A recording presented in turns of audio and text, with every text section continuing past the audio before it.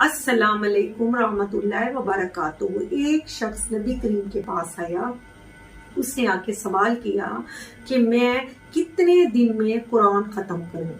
आपने फरमाया 40 दिन में। उसने कहा मैं इससे ज्यादा ताकत रखता हूँ। आपने फरमाया 30 दिन में। उसने कहा मैं इससे भी ज्यादा ताकत रखता हूँ। आपने फरमाया 20 दिन में। उसने कहा मैं इससे भी ज्यादा ताकत रखता हूँ। आपने फरमाया 7 दिन में। उसने कहा मैं इससे भी ज्यादा ताकत रखता हूँ।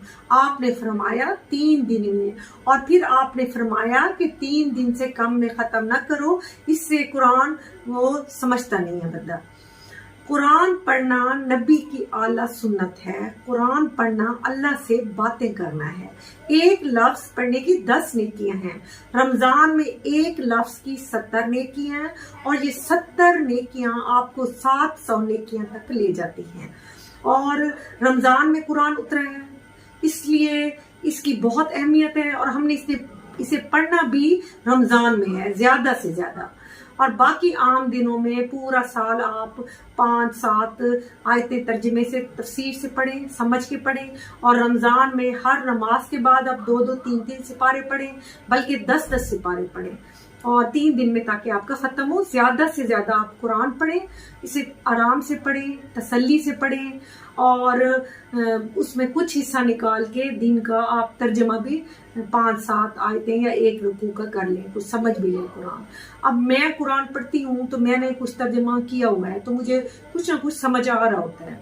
तो इस तरह जब आप तर्जमे से पढ़ेंगे और फिर आप तरावी में पढ़ेंगे तो आपको इसका तर्जमा समझ आता जाएगा कि अल्लाह ताला हमसे क्या फरमा रहे हैं, क्या हुक्म दे रहे हैं। तो इसे सादा ऐसे किरा से पढ़ने का अलग अजर है, फिर इसे तर्जमे और तफसीर के साथ पढ़ने का अलग अजर है, और फिर इस पे अमल करने का तो और अजर है।